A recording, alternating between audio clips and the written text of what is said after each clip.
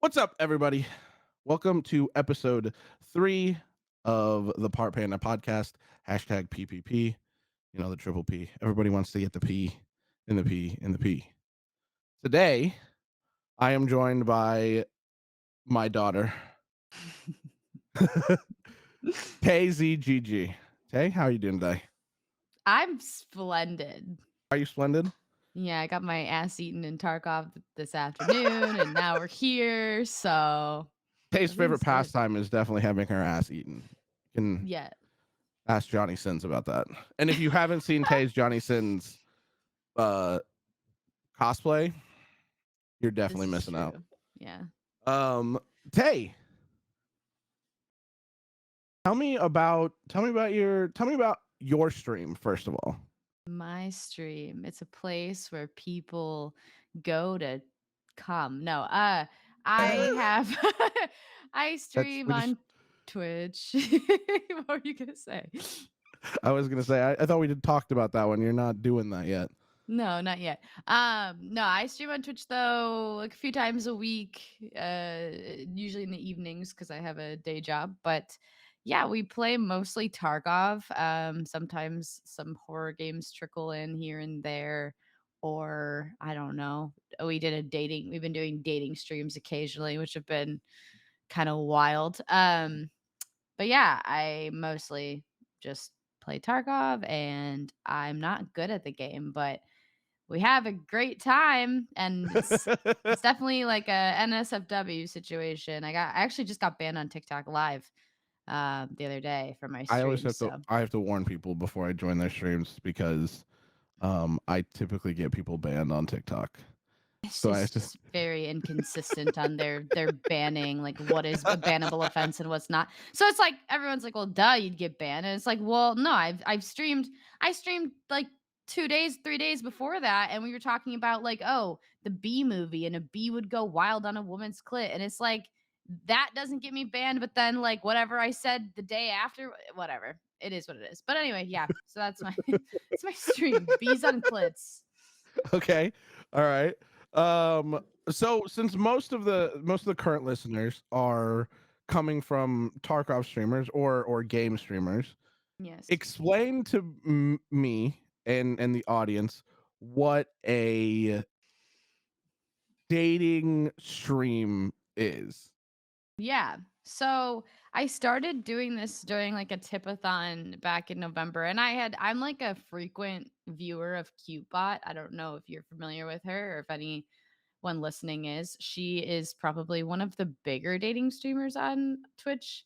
And Okay. she'll have people, literally random people. I usually have people I know come in, but she'll have random people come in and just date her, and they get like screened because she's definitely had a guy show a cock before, and she's had some weird she gets some wild situations.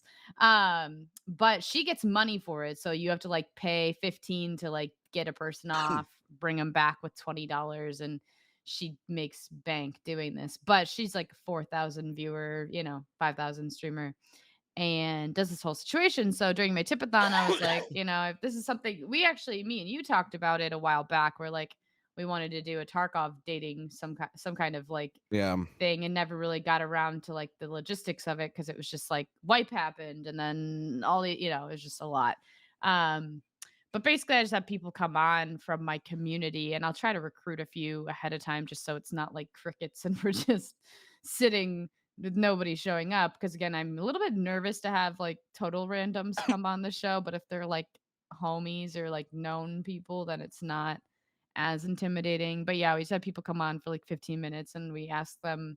I had to tone it down yesterday. My mod said I scare people if I ask them if they're a shooter and oozer like right away. So um Are you a he was three like rope or a five rope guy? he was like, I think people are a little intimidated to come on the show. It's a little bit humiliating. You need to ease into the penis questions. And I was like, yeah, that's fair. That's fair. We'll do that.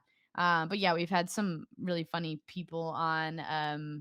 The first time I did it, I had like Lettuce and Hexloom like arguing with one another, and like a whole like four-way kind of date thing. But yesterday was more relaxed with just a couple of, two people, three people at a Okay. time. It's All been right. fun though. Well, Yeah. I've learned a lot about my community through them and what's their the penises. wildest thing? Okay, what's the wildest thing? Because that I feel like that's gonna be a tough one to top. What's the wildest thing that's happened during your dating streams? The wildest thing? I Well, mean, obviously, there's a clip of we asked Eugene Yackle if you're familiar with that character. We asked him to impersonate a woman giving birth, and there's a clip on my channel of it somewhere, and it's pretty intense. So that was pretty wild. Otherwise, it's been relatively low key. I feel like besides just the question, like we ask really aggressive questions, but that's just me. Yesterday, I asked Bobber Down if he's ever tasted his own supply, and he said yes, and then that stirred up a whole conversation. A couple other streamers were in chat, and they just talked about it even today. They're like, "I can't believe that's real," and everyone's like, wait, "No, wait, you wait, wait, shouldn't. wait. Yes, you should." Yeah. What? Go ahead. Are the maybe I'm about to out myself really big here. Are I'm there ready. people who haven't? Yeah, and there are people that actually think they shouldn't, and I'm like, "No, no, no. Like, you're Wait, putting that out to other people. You should see what you're working with." wait. Even Why do if they it's just think one you guy. shouldn't? Is there like a scientific reason that they think you shouldn't? No, I just think they think it's like weird or, I have no idea. I don't know the logistics. I just know I was talking about it on stream today, and we did a poll in my chat actually. Um and I was just like, have you or have you not? And a lot of people were like, no way. And I was like, I just I think feel like I you think should I'm know. of the mindset that if I'm asking somebody else to taste it, I should know. That's what I'm saying. Yeah. Like I can't reasonably be like swallow.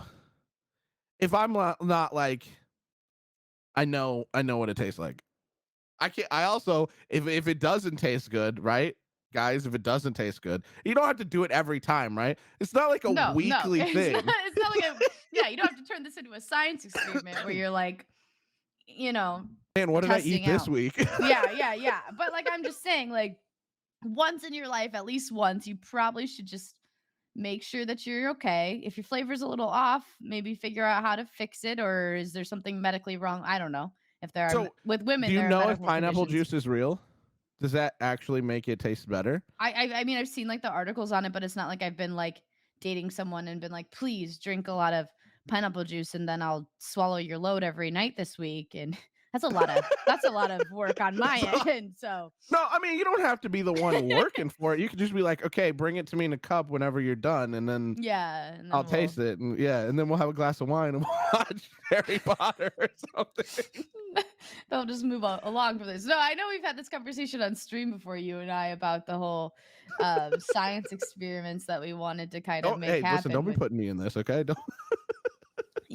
we've had a couple conversations about different things, but no, I haven't. But I just think, yeah, I think that every man maybe should at one point in their life, and apparently there are a lot of men that haven't, and that worries me for women. Women's rights. We should know what loads you're putting out in the world. To be fair, I think I did it when I first learned how. That's when I did it, and I was like, huh, that's what that tastes like. All right, And and it's then not I like you moved even on. have to take like a whole like spoonful, like just a little like, oh, got it somewhere. Okay. Sorry to do the demonstration. That was probably too much.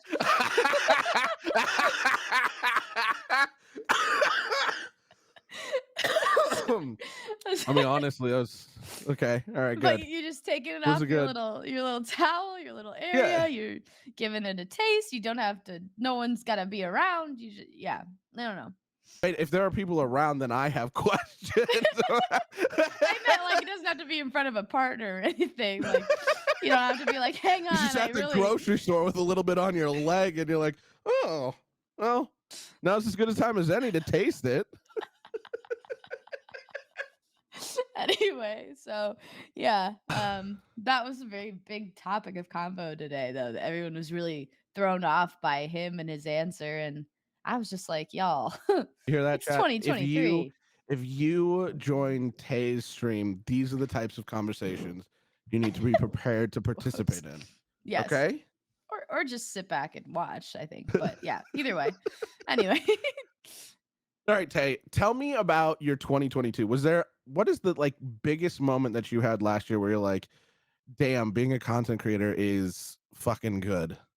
well, I don't know if a lot of people know this, or they probably do. I imagine I started streaming Tarkov in 2022, so like that like pretty much at the start of January, like after the new year was when I switched from COD to Tarkov. So I don't know, like that was a big moment for me because it introduced me to a lot of people. I started day streaming a little bit because I had gotten laid off in April and I met like all of you all, like not to be like "Ooh, sappy, like I love Panda, but I think it just really introduced me to a lot of the content creators in the Tarkov world, and I just realized like how cool everybody was. It's a lot closer knit. People actually are like not as I don't know, I don't want to say fake. I came from COD, so like COD is this like very vast, big group of content creators because it's a massive game. People are doing a ton of different things with it.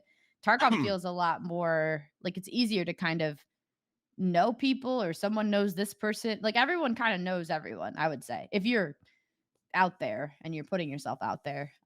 Sure. So I think that was just the coolest part for me. Like I don't know if there's another big moment. Like we had some good like, I had a tipathon that was cool. I had some sub goals that I met. I did a makeshift hot tub stream and electric shocked myself to the hospital. But, no, Tarkov I think being the biggest, the number one. Yeah. That's fair. That's fair. I know that you've done your dating streams. Have you participated in anybody else's like IRL streams, any of the different competitions or anything like that? Yeah, so I kind of live in this world where I'm like half Tarkov, half just chatting in terms of my friends that I have. So I have a really large group of content friends that they are gamers outside of Twitch, but they don't stream gaming. And actually they have some of them have opinions about that, which is fair. Like they just don't, they think Twitch could move in a different direction in different ways. I still am never gonna change. I'm gonna always play games. There might be other things that come up, but yeah, no. My friends do like murder mystery parties, so it's like Among Us, but like, IRL type deals. I've been on like Streamer Island. I've been on mass singing competitions, mass dancing competitions.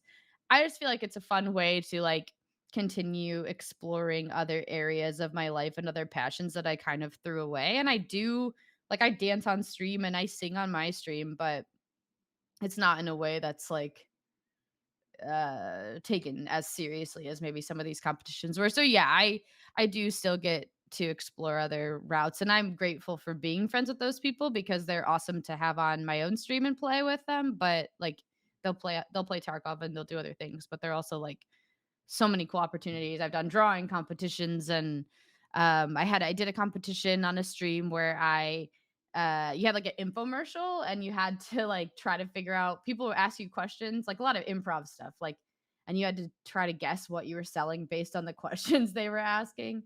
You're a theater Um kid, aren't you? I am a huge theater kid. So I still love this stuff and I didn't even know like this all existed on Twitch until, I befriended a big group of people. And that all came from the app Hover, which is no longer and I never honestly loved the app and I'm not afraid to say that now because it's kind of a shit show, but that's where I really met all of these people was through when that app was like attempting to be Attempting. relevant. Yeah. There's two topics that I want to come back to. Mhm. When we're gonna circle back to them here in a minute, but I want to Yep. go back to the idea of what Twitch could be, Mhm. and then also well, let's talk about Hover here in a minute. But um, Yeah. what about 2023? Like, do you have big plans for what you want to do with your stream in 2023? Yeah, I think Tarkov is still probably primarily what I want to focus on, and I'm still enjoying the game despite all the problems. I think a lot of the people that started with the game in alpha are experiencing a lot more trouble than maybe a player like me is, who's still new and everything is still fun, even if it sucks. I also come from COD where like the game was always broken and I still played it anyway because I was like, whatever, it's COD. And it's kind of how Tarkov feels a little bit right now. But again, I'm kind of unbothered. I don't even know half the time if I die to a cheater because I'm like, I die a lot anyway. I'm not good at the game, whether they're cheating or not. So that's kind of that thing. But no, I do I'm enjoying switching things up a little bit with some just chatting streams, and my community is responding well to it. So thinking up some different ideas of like how to make the dating stream gets repetitive if I do the same thing all the time, but like how to make it um a little bit more different. And then just like really hoping to kind of grow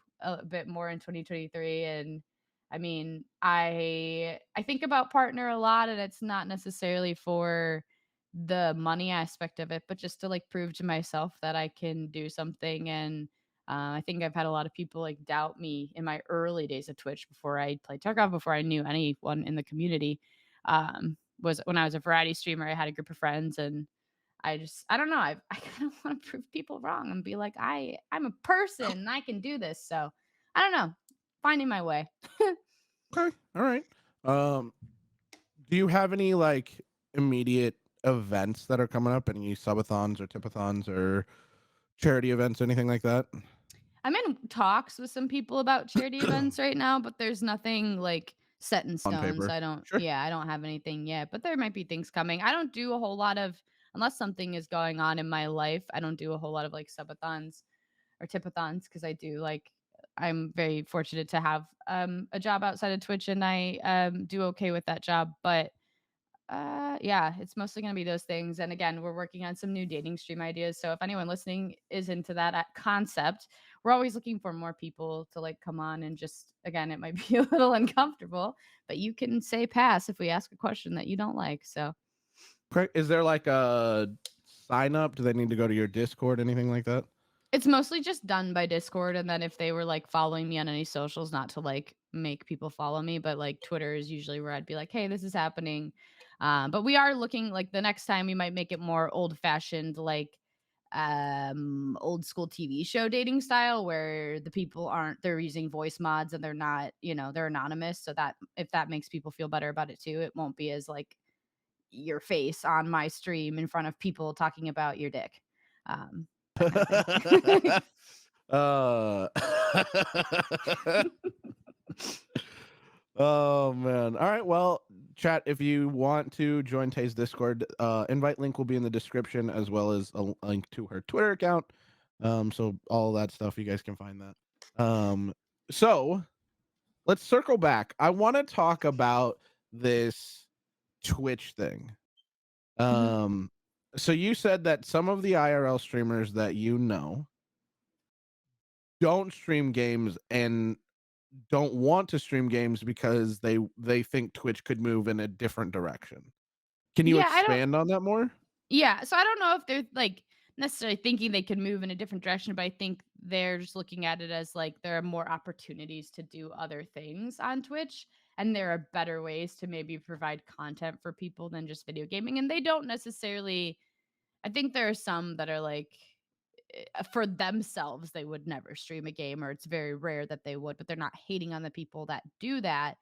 I think in a way, some of the games that we play are so congested that doing some of these just chatting streams, if you can put yourself out there and come up with a really creative idea, can be better for growth and what what you're trying to put out on there. But I don't know. When I look at the just chatting streamer like group of friends that I have, they're all really massively creative people, and I just think like it's just so much work. It's so much easier to just throw on a game and play and talk to people. They're coming up with these ideas constantly, and they're having to recruit people like just as I would do for like a speed date. Like I said, I kind of reach out to a few people ahead of time to be like, please come because I don't want to look like an idiot. They have to do Sure. this all the time for all of their streams to make sure like they're gonna have people that bite or want to, it's a lot of work, and sometimes they have people even working for underneath them to help them plan all these events and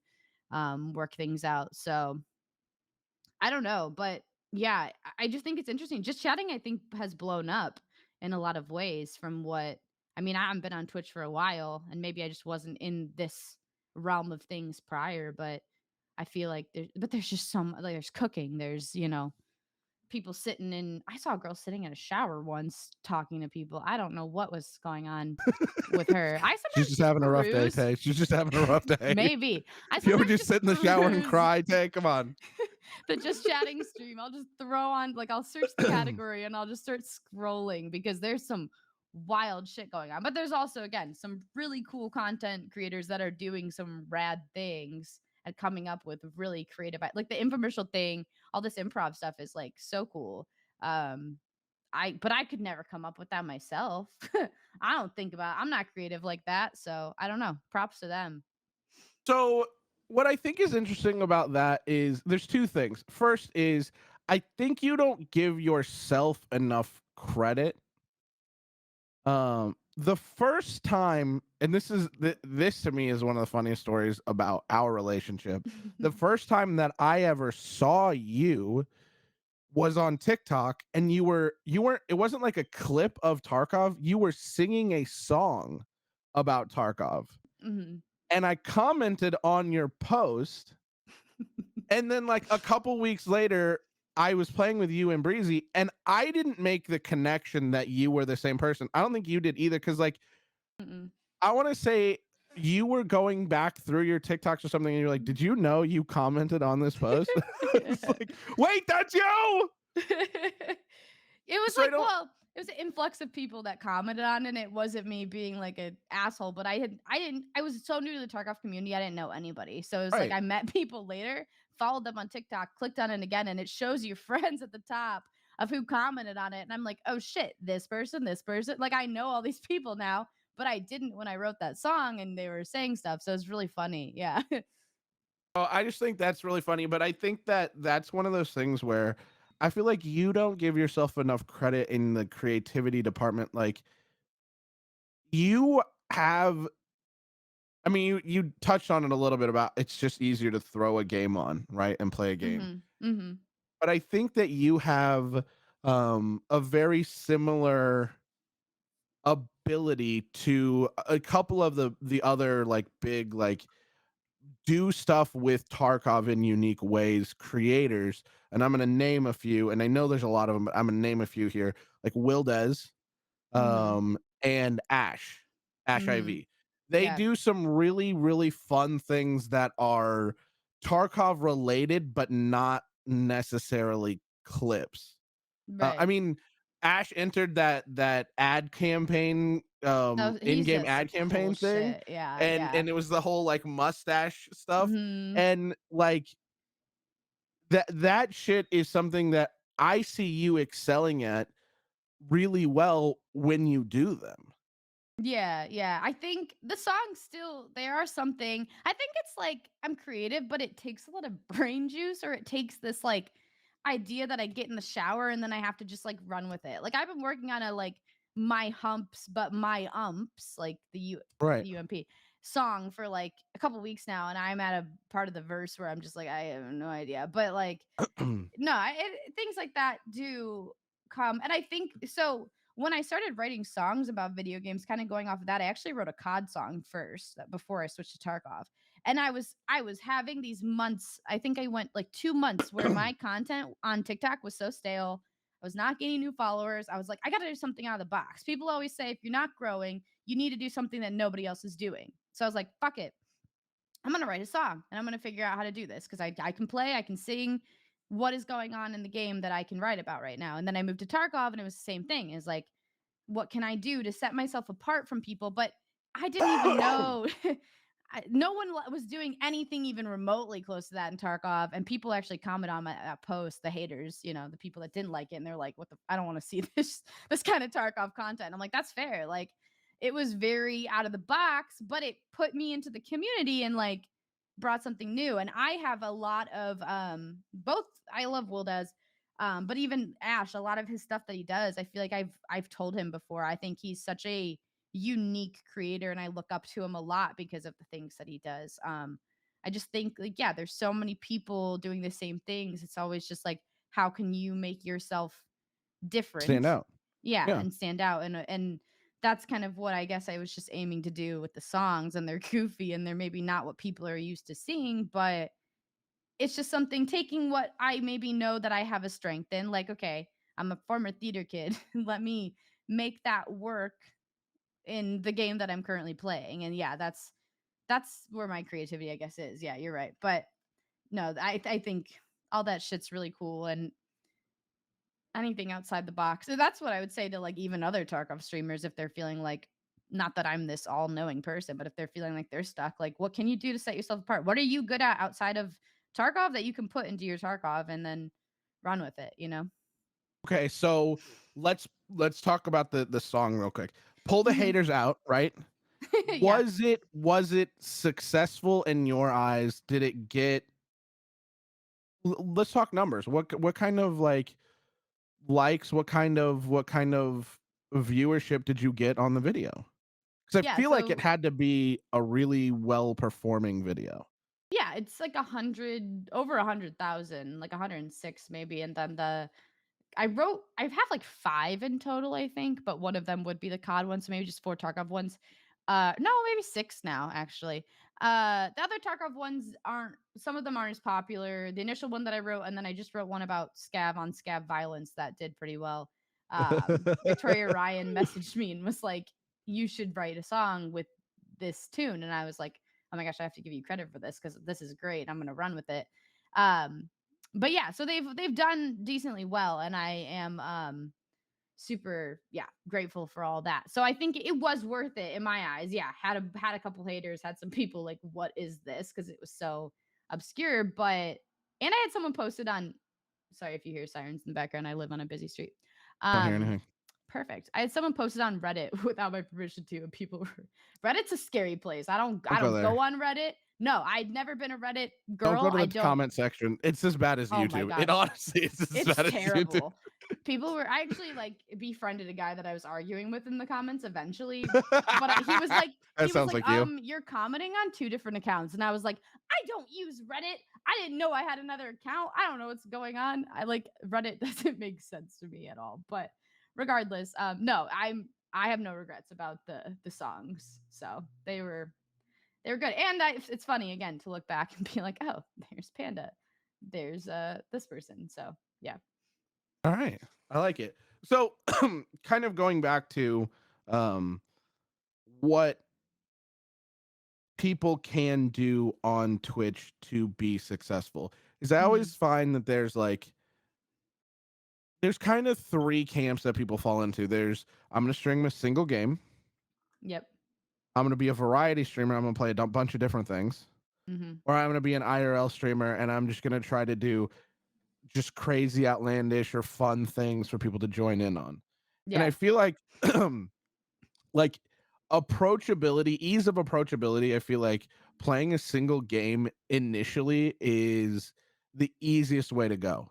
Yes. But you kind of lock yourself in place a little bit. You do.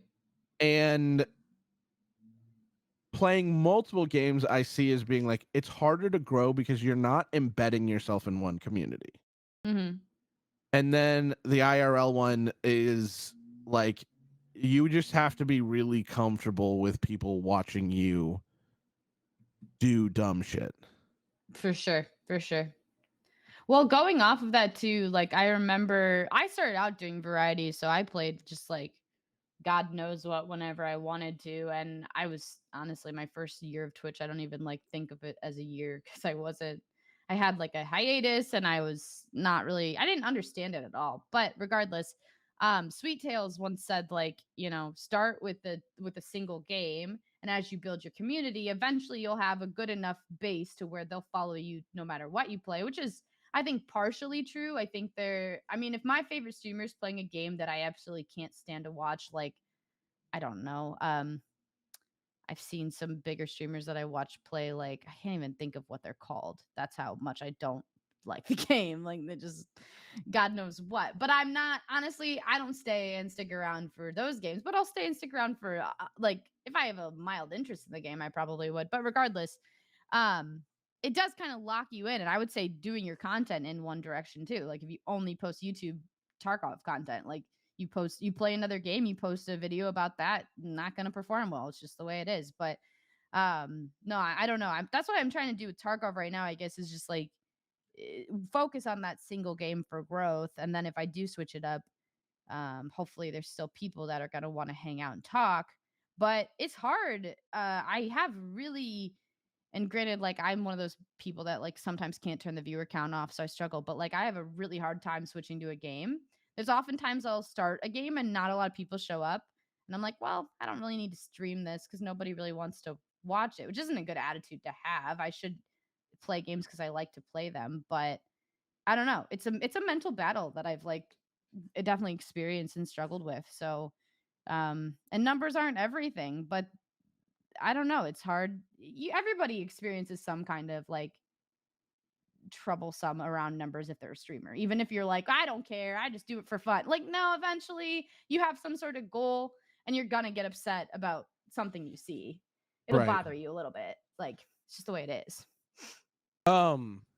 So, how is your viewer retention when you do your dating streams versus your Like Tarkov streams? better than Tarkov, honestly, which is like insane. And that's why I've really like enjoyed it because I know people are enjoying it too. Not even the fact of like, oh, I have good numbers, but it's just like, okay, there's a lot of people that are actually like digging this and liking it. But like I said, if I do it too often, if I do it every week, is it gonna hit the same?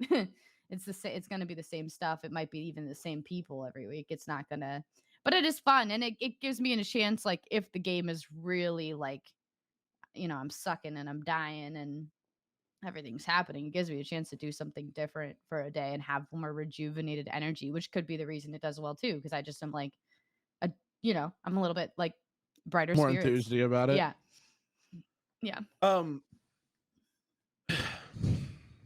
I think that you brought up something when you started talking about you I have went on a a difficult. tangent. Sorry.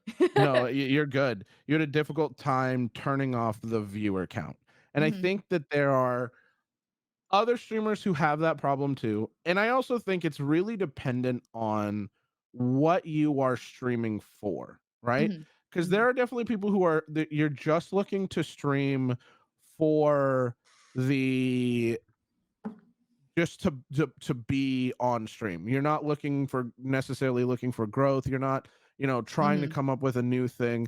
And Hmm. I think there's a space for that and I think that's fantastic. I think that there's this weird line that people try to cut of like don't talk about numbers. Hmm. If you talk about numbers, you're never gonna grow. And I feel like that mentality is backwards. I feel like you need to talk about numbers, but you need to have a healthy attitude and view towards the numbers. Yeah, absolutely. But I think sometimes talking about it also helps you kind of work through some of this stuff. I don't know. I'm not going to sit here and like bitch on Twitter about like, oh, I switched games the other day and my viewer count went down so low and it really bummed me out. But at the same time, we're human. And also, like, even I guess you said, yeah, there's definitely a group of people that are probably just streaming to stream truly and they're not getting bothered. But if most humans like do have like some sort of goal in mind probably when they're streaming. And again, mine's not really monetarily, it's just building that community which comes from numbers. And also, yeah, it'd be cool to have a purple check by my name someday. Like I'm not going to lie. Like I think the closer I get to that, the harder it is to separate my feelings around those numbers and I'm recognizing that. But I also talk about this with like a therapist outside of streaming even because it's just humans wanting to be successful. It's not me trying Right. to be like you guys are just numbers and I don't, I'm not grateful for my community. I think that's also what people think is like talking about numbers is going to make your community feel like you're not appreciative of every single one of those people, which isn't true. It's just like, hey, I would appreciate if more people were here, but I love every single one of you that's here right now. That's not a cut on anyone. Right. It's they're not mutually exclusive. It's not like if I Hmm. care about the numbers, I don't care about my community, and if I care Hmm. about my community, I don't care about the numbers. Like For sure. you can have both, right? And Hmm. I think that mindset can drag some people down. I mean, as much as the obsessing over the numbers can really fuck with your mental health, Mhm. I think the opposite can also be true where like if you want to grow but you're also like, "Oh, we can't talk," like, and I think that's such a weird like taboo, right? Mhm. We Mhm. don't talk about the numbers, don't talk about the numbers. And yet um I know that there are organizations where that's part of the conversation. And there's an organization called Pipeline GG. I'm not a part of that organization. I have no affiliation with them, but I do know that when their members get together and they have these like group sessions where content creators come together and they kind of talk, I know that that's one of the things they talk about. And Mhm. and you talk about growth metrics and how you can track those. And I think that that kind of plays into that creativity, right? Mhm. Mhm. Is I want to keep pushing myself to be more creative. Right. And I can be proud of something, and that's great. Having intrinsic value on something that I produce is great. But I think what you said is also true. Like, I'm human, and having people validate that is hugely like important or special to content creators of saying, I put out this thing, I was super proud of it, I was super nervous how Mhm. successful it was going to be. I mean, I last week or last episode I talked to Fat Panda and she put out Mhm. this collection, this merch collection. And Yeah. in our podcast we talked about like she was super nervous that nobody was going to show up, nobody was going to buy anything, and I think it ended up being a lot more successful than she thought it was going to be. And I think that that success really changes how you view like yourself, Yeah. and Yeah. in a healthy way, right? Mhm. Because the Yeah. failure can also change how you view yourself. But I think that's where that healthy part of the having the right mental attitude for your approach. Mhm. For sure. And I think too another thing is like putting time and energy into something too. Like not that it'll go to waste if it fails, but if you do put a like those songs that I write take probably more time than any other content piece that I do it, and I'll take a lot of takes of recording myself, making sure I sound good, making sure it's what I want. If it bombs, I'm like, "Ah, I just spent like, 8 hours on this total coming up with it and then filming it and then making the edits." So, it's just like wanting to also see that time get viewed as something that other people can cherish and I guess if it is a waste of time, then you reevaluate and you find a way. Again, you're always kind of chasing that success, I feel like, in a way, because you're like, I want to make sure that this is worth it. And if it's not worth it, what can I be doing to spend my time differently, whether it be through content and making changes there or just doing something else truly, like, as bad as it sounds. Well, I mean, that's the thing is like I don't necessarily think it sounds bad. You have to learn in anything you do, right? You have a job changing tires. If you want to get better at it or faster at changing tires, you have to learn from your failures. Like Hmm. there's nothing wrong with failing. Right. And I think that's kind of what, we talked a little bit about like you need to approach, hey, this wasn't successful. And like you said, okay, what do I do? How do I reevaluate that? How do I change that in the future for it to be more successful? Yeah. I don't think Absolutely. there's anything wrong with that conversation. And I think it's weird that it is generally seen as taboo in the content creator world is like I just think that's such a strange mentality to have. Hmm. Hmm. I'm Um just very transparent as a person. So I just will like really if someone came to my chat and started talking about this, I'd probably say exactly, what we're talking about to them. So I think it shouldn't be. I'm transparent in a lot of areas though, like mental health and all these other things. But yeah, I don't know. I don't think it should be something that we're like shying away from just because it's like, oh, it's not kosher to speak about that. So I'm with you on that. so in that same vein, let's talk about Hover. Hover. um Oh my so gosh. you ran into other streamers who you now talk to regularly on Yeah. Hover, yeah? Yeah, so it's funny. I got introduced to Hover by this streamer that doesn't stream anymore. I'm just trying not to name names of people, not to like it's not because I don't want to give you a shout out. I don't know if you want me to or not, kind of thing. That's So fine. if anyone hears this, just FYI. But regardless, they invited me to a Discord call with a bunch of other people that were pretty successful on Hover. Um, and so I joined and I met a good group of people, and one of them is a partnered creator. So I was like really intimidated by it all. It was like one of the first partnered creators that I probably was like sitting in a Discord call with. I just was like, this is scary.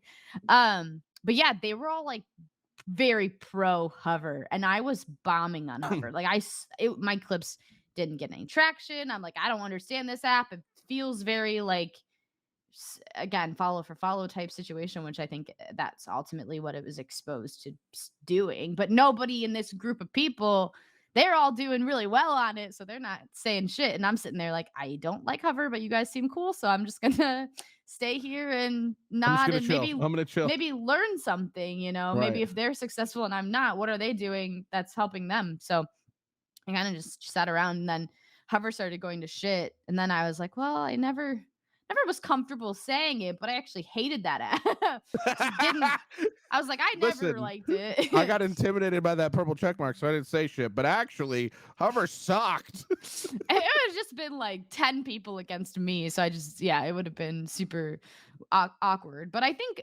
ultimately, I think people still found success in it, in the fact that, like, yeah, we met each other, you met people on it.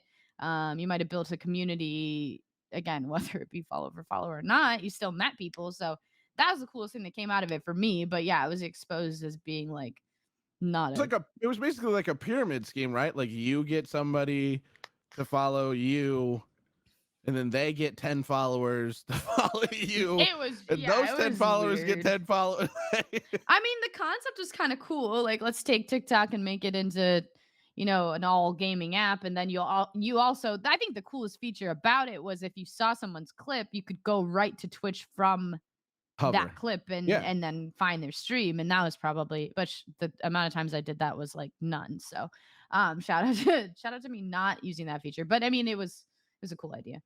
But I think that in my mind was like the inherent problem with Hover. And what I always saw as like an issue from the get go when people were like, hey, join Hover, was that I was like, you're telling me a bunch of content creators got together to make an app to showcase their content to other content creators? Yeah, it was like nobody was like just the people that watched, which Right. they were Because trying to, I think, encourage people that just watch to join. They're like, oh, it's not just for streamers. Like anybody can watch clips from Hover. And it was like,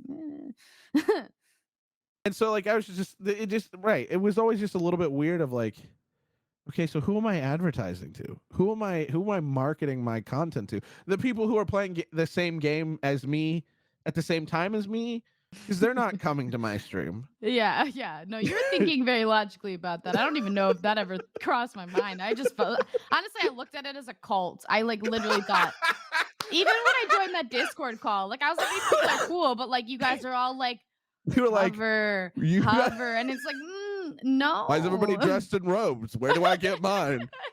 Kool-Aid. I'll Why are you drink all some Kool-Aid. why are you all chanting? What's happening? This is uncomfortable. No, but yeah, I mean, I think for like collaboration reasons, yeah, probably a good thing because yeah, you're just interacting with a lot of streamers. Which They're I all think, streaming the same game. I think that you say collaboration. I actually think that's not a bad idea for like an app platform. And we kind of, we talked about the dating app a little bit earlier, and to expand upon that, Tay and I had come up with this idea that would, and honestly, some of it came from Fat Panda as well. She's the one that came up with the idea and told it to me. But Tay had an idea separate that was in a similar vein. But the idea was it was speed dating, or it was like a dating show, but it wasn't to get a date, like a romantic date. It was like to find new content creators to collaborate with. Yeah, like And a so duo like, partner or something. yeah, Yeah. I think that's really like, if somebody had presented Hover to me like that, they were like, "Hey, use this app, check out other content creators, and then reach out to them and set up a like a duo date or whatever." That Mhm. to me would make so much more sense, and I'd be way more likely to use it. Yeah. But then I'd gear my content for that platform differently, right? Like I would Yeah, gear because it if you're trying to towards collab with people, you'd probably wanna just, like, showcase what you're like as a streamer and what your stream is like so they know kind of what they're getting into when they're right. playing with you. But then you would That's one of also my biggest fears. Sorry, go ahead. wait. What's your biggest fear? That someone will ask to, like, collab with me and they don't know how raunchy I am. I tone it down a lot sometimes when I'm playing with new people because I'm like, "I just don't know if you know what I I'm think like." I think the perfect pair that I saw you collab with was when you played with Nixia and Try. They are Nixia and Try, amazing content creators, Tarkov Mhm. streamers. They're Yes. they're incredible. Love them. Um, but yeah, I think collabing I think collabing is an underrated skill set Mhm. because I think there's a lot of people who are like, yeah, let's collab, and then you get together and you're like, This isn't this is not working. a collab. We're just streaming in the same vicinity. Mhm. Yeah. You're not Yeah. talking to me. I'm not talking to you. And I think it is a fine line you have to toe though when you collab because you don't want to spend too much time neglecting your chat and you don't want to Mhm. spend too much time neglecting the person you're collabing with.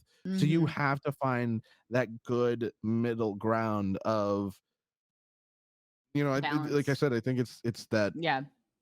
unspoken skill set or underutilized skill set.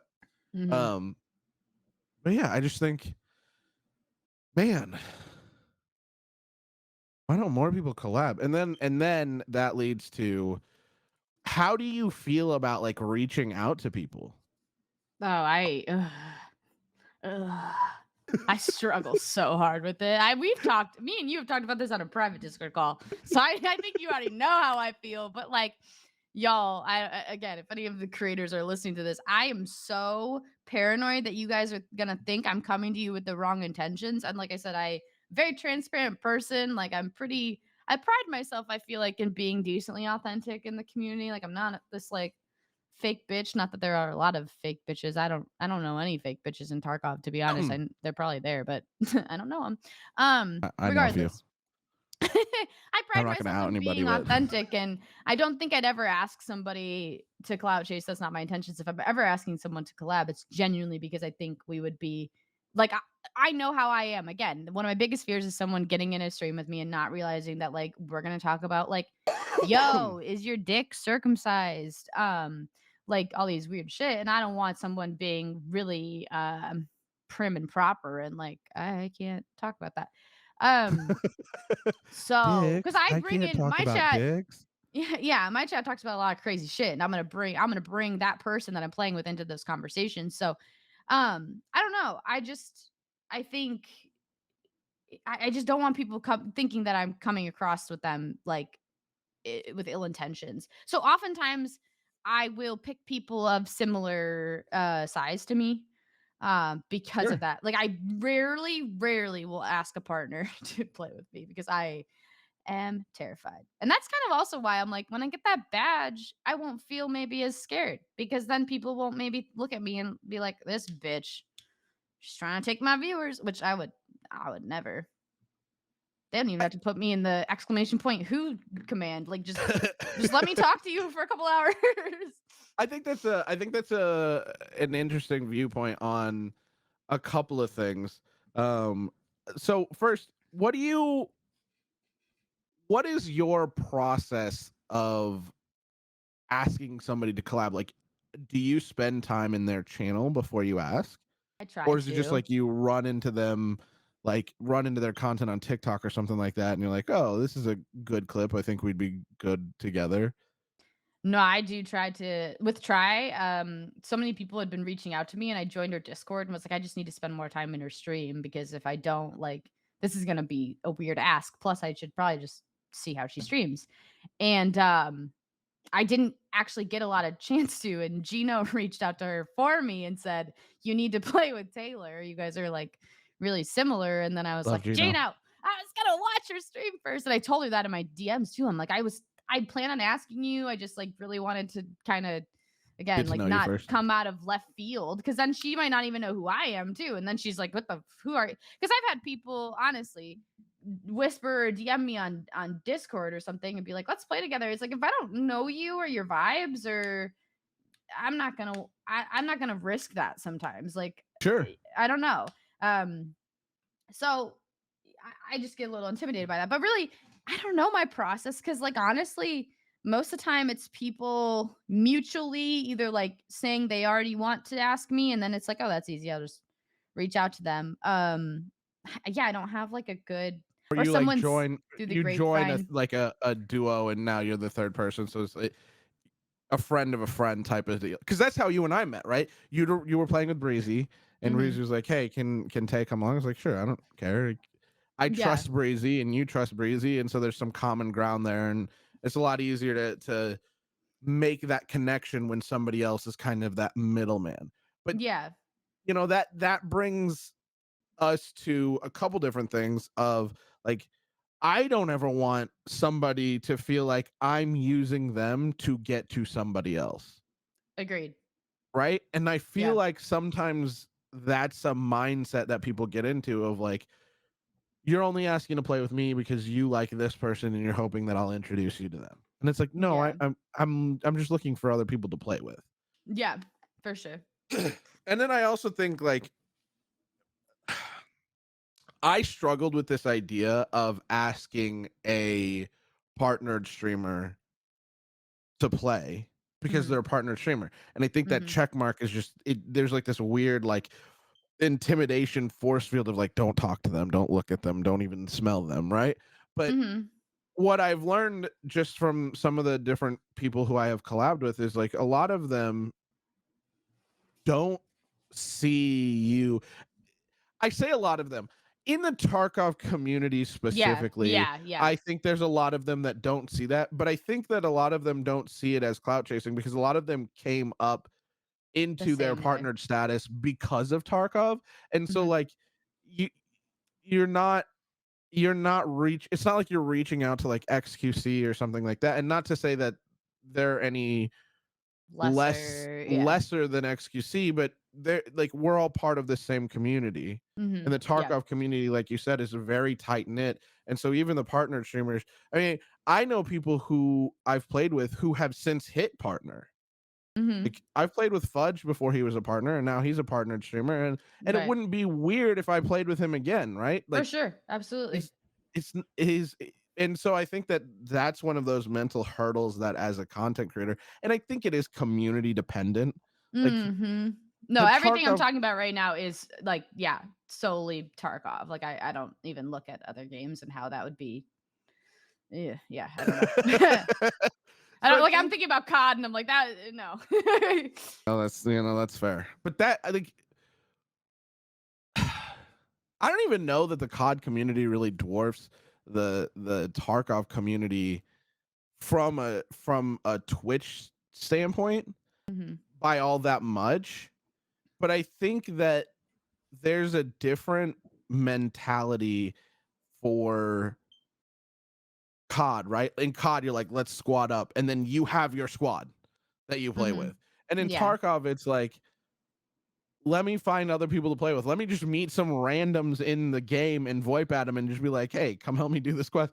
But I also Right. think, I make jokes about it of like, we don't have time to fuck with each other because Tarkov just fucks everybody.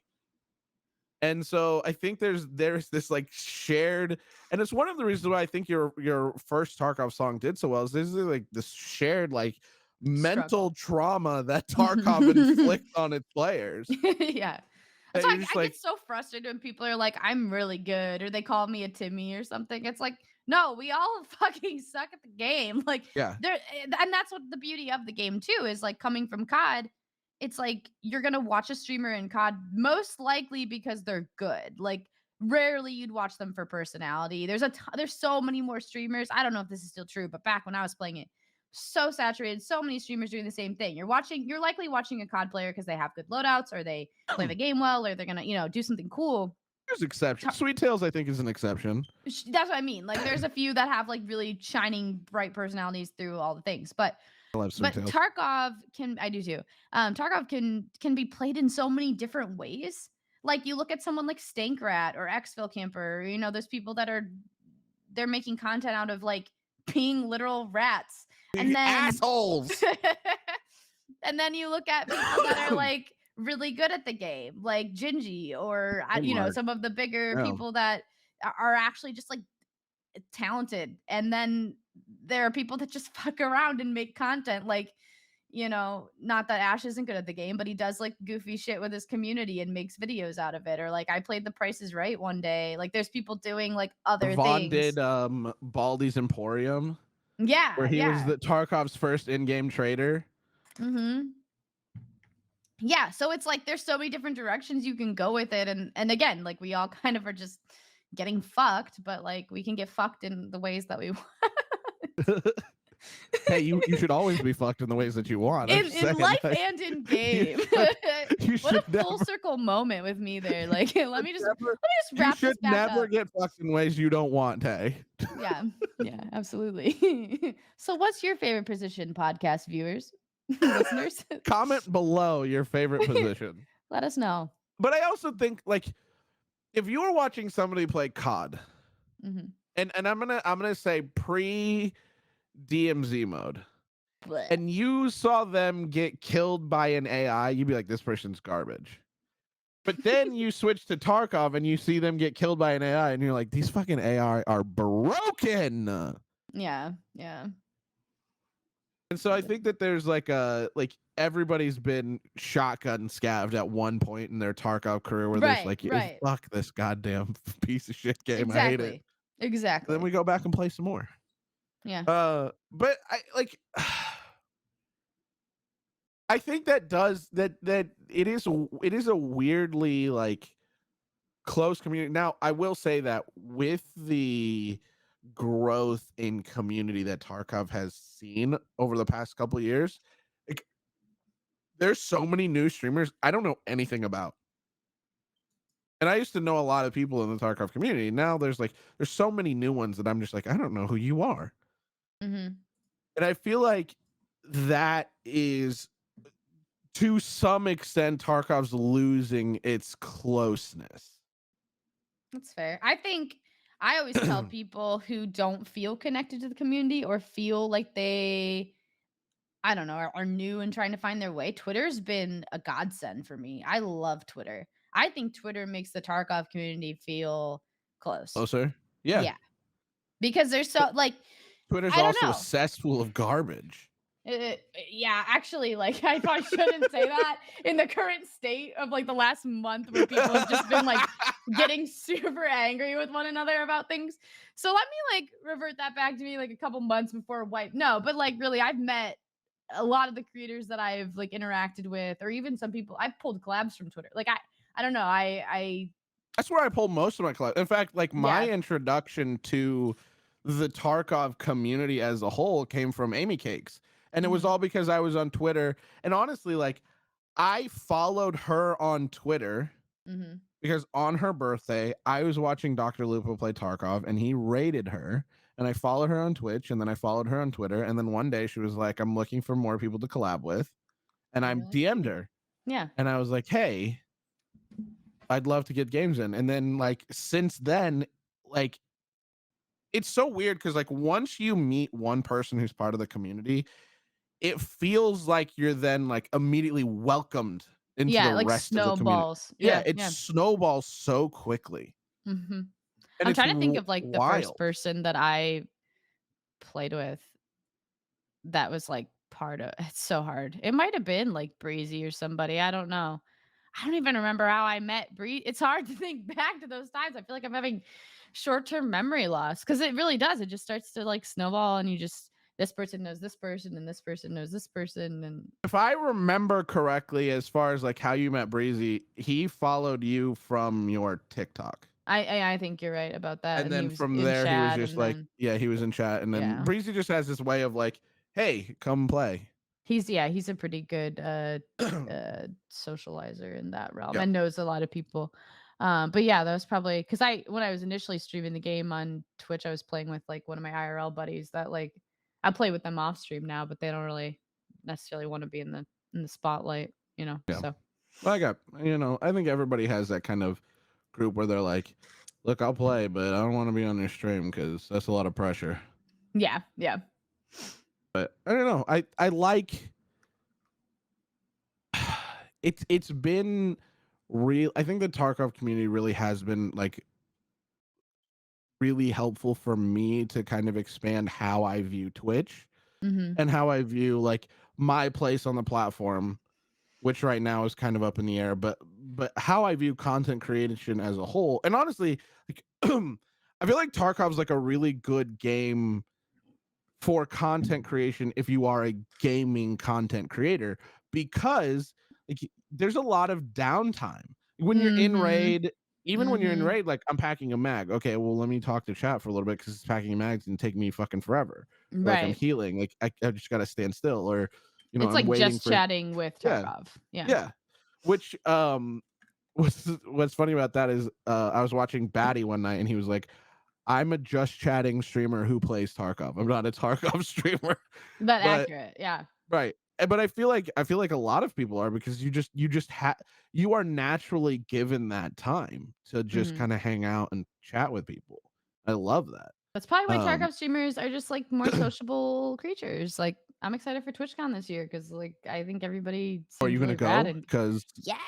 you didn't go last year. I know. And I I didn't was wanna, like disappointed. I didn't wanna be in a wheelchair, I also had, like, a lot of up and down with my job stabiliz like, I'd I have fucking pushed you in your wheelchair everywhere. It would I have been everybody says great. that, I know, everybody says that. Well, I'm, like I actually would. That's the but I difference. don't here's the thing, though, I also don't own one because I never do anything that requires a lot of walking because when I'm not on stream, I'm just hobbiting around my Where you apartment. should, you know what? Just bring your mods with you, and then you get one of those like Cleopatra chairs, and then they can just They carry just you from place to lift. place. It's like a Yeah, Jewish wedding. I'm just, like, up in yeah, a chair somewhere. yeah. And they just carry you from place to place. It's totally fine. It's Yeah, would be yeah. very normal. But I am no, I'm, like, building my endurance up for it, and last year, again, like, I lost my job, I tried to, like, do kind of, like, some part-time things, and I really didn't have, like, a stable job again until, I don't know, like, end of September because I got one and didn't work whatever, regardless, it was just, like, up and down with finances, it just wasn't in the cards, but no, if it's in Vegas or where like, I'm gang, gang, gang. I'm All right, let's go. ready. I'm excited. See you at TwitchCon. All right. Anyway, Okay, so we're getting close to the end here. yeah, we talked So about a we're lot of stuff that we just went on a lot of tangents. Yeah, it's all right. My I bad. That's what I expected from this podcast, because you and I have a very similar brain of like, oh, that's shiny. Let's talk about that now. Squirrel, yeah. Yeah. So let's do this segment. I call it rough draft. I love this segment. For those of you who don't know what it is, basically the way it works is, um, we're drafting favorite Disney movies. Okay, and we'll go back and forth. Tay will start, so she gets to pick, and then I get a pick, but we can't pick one that the other person has. So, favorite Disney movie, Tay, you go first. Okay, Tangled.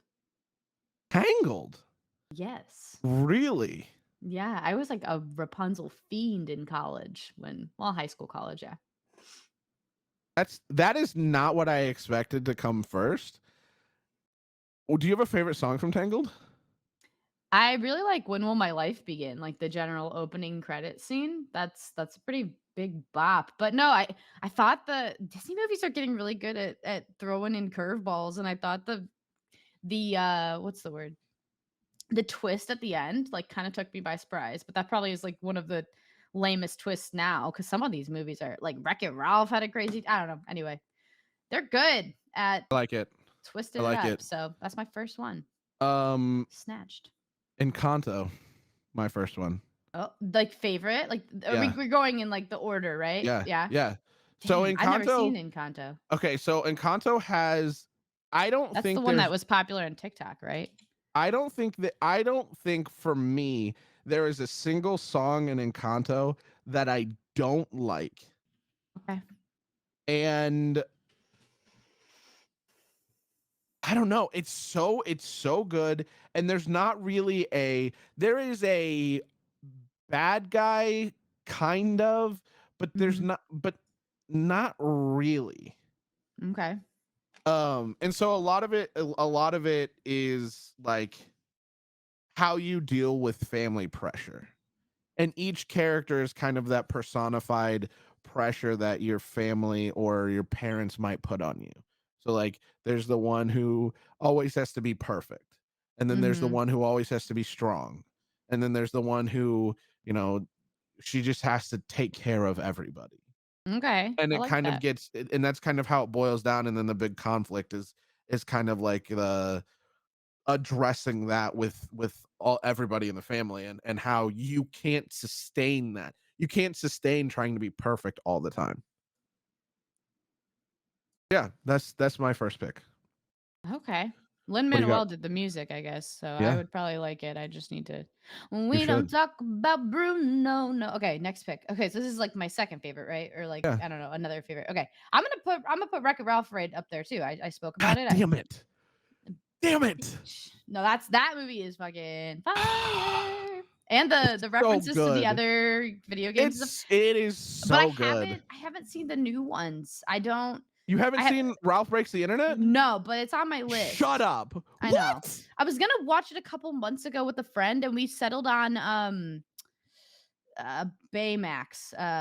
Oh, Big Big Hero Hero 6. 6. Yeah, because I've Okay, never seen that. that's my number 2 pick.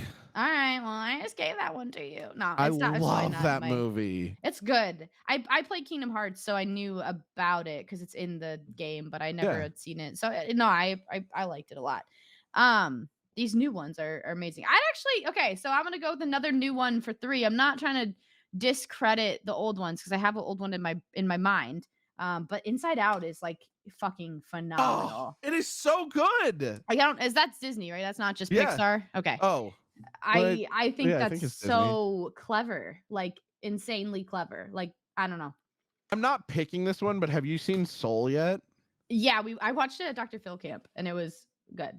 We weren't I allowed like to that one. watch TV or movies unless we justified to our housekeeper people, people that were making sure we were chill, that it was like educational and helpful to our like time there. And that movie like is really easy to justify because it's like very Do you want to mental talk health. about Dr. Phil Camp? Because people are going to ask questions. Yeah, I can. Do you want me to like stop this Just, segment to talk about yeah, it? you can just, yeah, go ahead and talk. If you want Mid to talk about it. segment.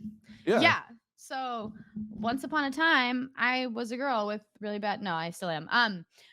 I have pretty severe OCD and also am chronically ill. And, depression and anxiety also kind of come off of those things. So back in, and this is kind of, I'm trying to make a YouTube video about this soon too, because it's pre Tarkov for me. So none of the creators that I really work with or talk to, unless I've told them, know this about me. And I think it's weird to be like responding to people or talking to people and be like, oh, like, I get it. Like, I know how you feel. And they'd be like, bitch, what? Because I don't know. They didn't know me when I was at my worst. But I got chronically ill about like, I don't know, 8 years ago. And then COVID happened. I was getting better and COVID happened. And I became agoraphobic again. So I didn't like to leave my house. My OCD got worse. I was, latching on to different themes and struggling through that. And I also physically was getting worse. Like it was all just snowballing into one another. So 2020, December of 2020, I was like basically bedbound again, which had happened previously when I was sick. Um, and I wasn't, doing a whole lot. I didn't take care of myself. I couldn't even like shower on my own. I was really struggling, not because of the act of doing it. I was so dizzy and uncomfortable, but then with those physical symptoms was making me really depressed and all these things. So my parents tried to like look at some if anyone's ever been to a psych ward, they kind of suck. I'm not going to lie. Like I'm not going to get into a whole tangent about the American mental health system, but psych wards are almost sometimes more traumatic than they are helpful. Although if you do feel like you're a threat to yourself or others, go to one. Um Regardless, they were looking for a place to take me that would be a little bit more helpful than just going to a psych ward. So they found this place called the Ranch in Tennessee. There's several ranches that exist in the United States, and that's where Dr. Phil. He did not send me there. I don't know Dr. Phil, but that's where he'll send his people. Is one of the ranches. If you ever watched his show, you probably have heard him talk about the ranch. I like So that you it clarified that though. I don't yeah. know Dr. Phil. I wasn't on his show, like, um, didn't get to that level of things, but, yeah, so was sent there, and when I got there, I was a wreck, and I didn't wanna be there, but ultimately, like, I would say it saved my life. I met really cool people. It pulled me out of, the slump that I was in and taught me a lot of good coping skills and things. So very grateful for my time there. But I refer to it a lot in my stream. I'm very open about again, if you guys hear this, I didn't give like a full spiel on it, but if you have questions or if you're ever feeling like you're in a place where you need something like that, like residential inpatient treatment, message me, pick my brain about it. But yeah, that was what I experienced. So we watched Soul there because we didn't get TV time, only on the weekends. So Well, I appreciate that you're still here, but also I one of the things that I love about you, Tay, is that you are very open about the like a lot of these things that you've been through and that you mhm, deal with. Because mhm, I think that I mean, again, not to get into the mental health system that we have here in the States, but it's such a taboo subject for so many people. It's very refreshing to see somebody that comes out and says, you know, I struggle. I've struggled horribly in the past, and there's nothing wrong with struggling. You need to mm-mm. let people know that you're struggling, and you need to work, do the things that you need to do to get better. And that is one of those things that for me I just greatly admire about you. I appreciate that. Yeah. Well, I feel like, I always wanted to speak about this when I got to the other side, like be very open about it because it's like I went through fucking hell and I didn't go through hell to not tell somebody like, "Hey, I went through hell," and you hear all those cliche things like it gets better, like, all this stuff and you're in the moment, you're like, "Fuck no." Like it doesn't. But, to be living proof that like, "Hey, hard times don't last. It does get better." Is kinda cool. I don't know. I wanna share my story somehow, you know? And I think the way you share it is really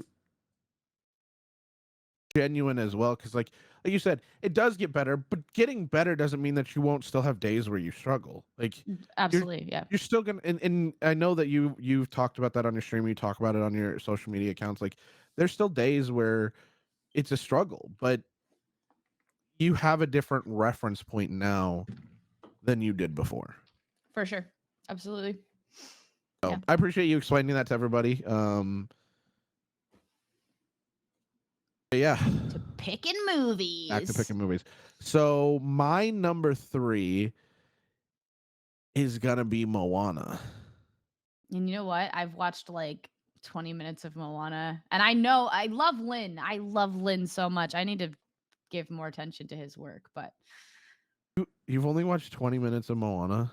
yeah, I was on a plane, and I hate flying, so that's probably why I was just like, "Ah, I can't do this Oh, right now," and I'm one of those people that's like, if I'm on a plane and I'm anxious, I just wanna focus on the anxiety. Like, anything that's gonna distract me doesn't feel helpful in the moment. I just need to sit and she's just like, experience. I just really want to know what the suffering feels like. Well, it's like, what if something's going to happen? I have to be fully aware, like, present for that to happen. Hey, if something was gonna happen on the plane, what are you gonna do? I don't have an answer. You're gonna I run up don't to know. the front and be like, I can fly this! Let me in! Bitch. No, no, I don't know. I can land this But I think on that plane! particular flight, I was a wing seat, so I really did have to be aware of everything. Something did go wrong. I was the one opening the door I thought and you were gonna saving the say, I was people. the one that was gonna be like, we lost that wing! No, yeah, they always say the ones in they're like, "Are you prepared to help people?" Or whatever they say, and you're like, I love those seats though. "Yeah." They have so much leg room. They have great leg room, but yeah, no, I didn't get the full Moana experience yet. Anyway, How many people do you think right now are listening to this and going, these fucking people are not picking classic Disney movies and I hate them I'm for it? ready. I'm ready for number 4. I got All this. right, do it. Number four. Hercules. Ooh, you know what? There's a lot of That's a depth good. to that movie. That's a good one. It That's also a has good my one. favorite Disney song of all time in it, which is "Go the Distance." So, Meg was one of my early like, Awakenings. yeah, like Panda got his first boner to Megara. no. My first one was Um, did you ever see? So there's a Scooby Doo movie, okay, Yep. and it's about like the Salem witches, okay, and in the movie, the bad guy is actually like A girl, a no, hot woman. Oh, they actually have magic powers. It's not like a guy in a mask.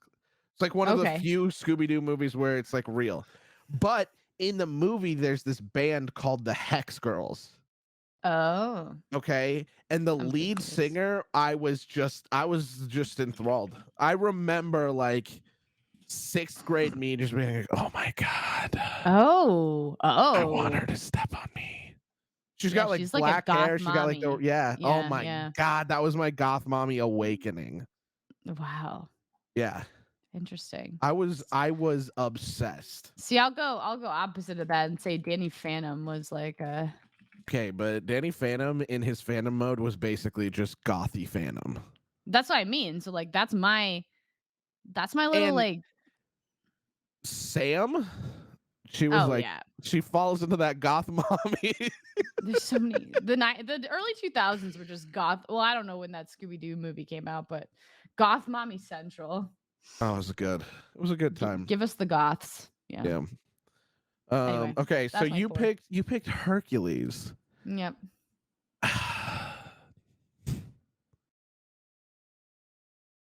I think I Aladdin.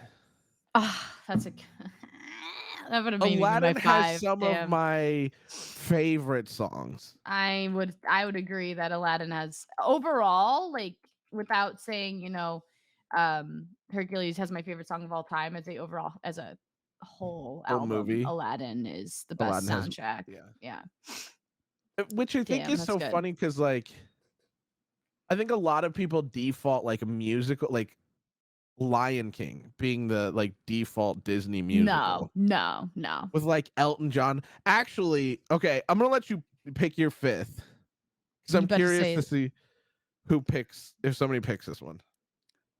I'm honestly pulling up Disney right now because I feel like I need to just refresh really quick. Mm, hmm.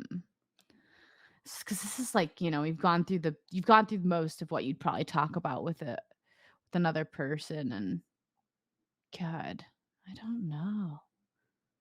Give me a sec. Give me a sec. I'm gonna say Toy Story for me is out, so like You're that's not a not Toy even Story fan? not really. Oh No, my god, my wife and I were just talking about this today, and she's not a Toy Story fan either. I I think you're didn't. both Yeah, fucking wrong. no, you. I'd probably say let me throw Beauty and the Beast on the table as five because I've seen the show, I've seen it in a musical form, I've seen it a lot. I just got all wet during the 30th anniversary. That's not the right word to use, but it Tay's was a good Tay's production. really into the beast, but only in his beast form. It was Josh Groban in the 30th anniversary, so Well, sing to me, daddy. Okay. Anyway, so yeah, I'd that's go fair. Beauty and the Beast is five for me. Only because a lot of the ones I've been picking are based on the music. Mm-hmm. I'm going Tarzan. For the storyline or the No, music? for the music. Oh, yeah. Yeah, I fuck with Tarzan.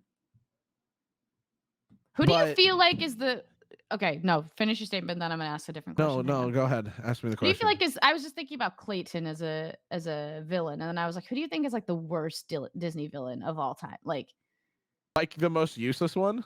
not useless, like the one that would fuck you up the most, like the most evil Oh. motherfucker. Yeah, yeah. I was just thinking about that because Clayton's kind of a pussy. I feel I like. I think mean, well, okay, he's got a Gaston's gun. kind of a pussy too, in my opinion, but Oh, but is Gaston? I guess he is the true, antagonist of Beauty and the he's Beast. the true antagonist of Beauty and the Beast. Yeah. Okay, so there's a couple that I dislike so intensely. Mm-hmm. Cruella Deville, Oh, well, but I don't she's feel a like piece of she could shit. fuck me up. I just No, dislike her for like what she her stands stance for. on puppies. Yeah. Yeah. Right? But we're talking about villains that I feel like could actually just like fuck me up. Mhm. Um, oh God, what is her name from Little Mermaid? Ursula. Ursula. I feel like Okay. she could fuck me up. And then um the main bad guy from The Princess and the Frog. Oh, I've never seen Princess and the Frog either, so He's like a voodoo master, but he's creepy. Oh, And yeah, yeah, he's yeah, just like, yeah. yeah.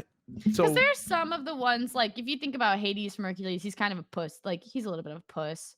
I think Jafar has puss tendencies.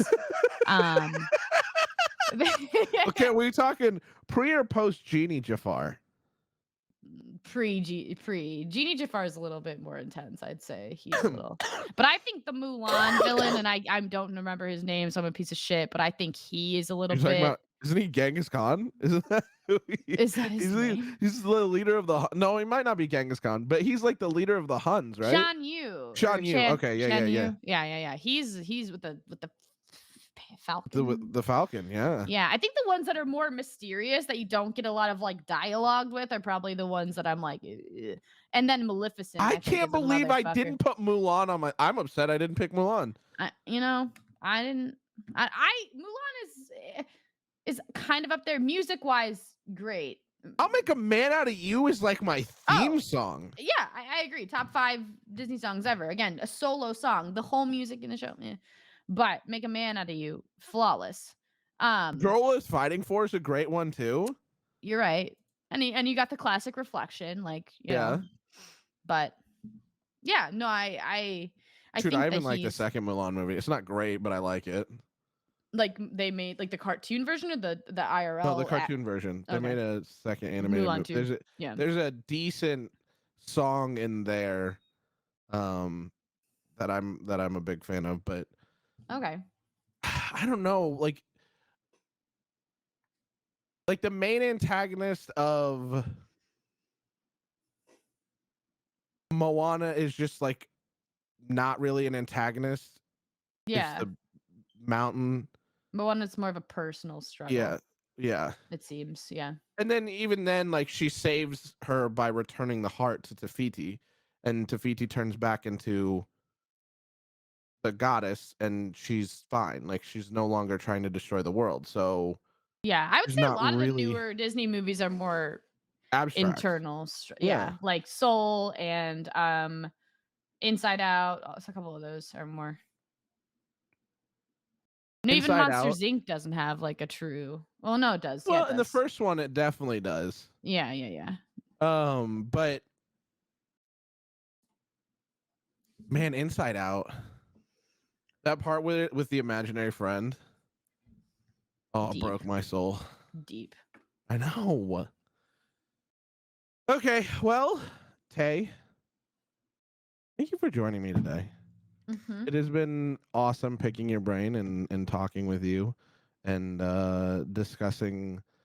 Um, I'm closer to like a 4.5 ropes, just so that I'm Oh, answering the thank you. questions that you had.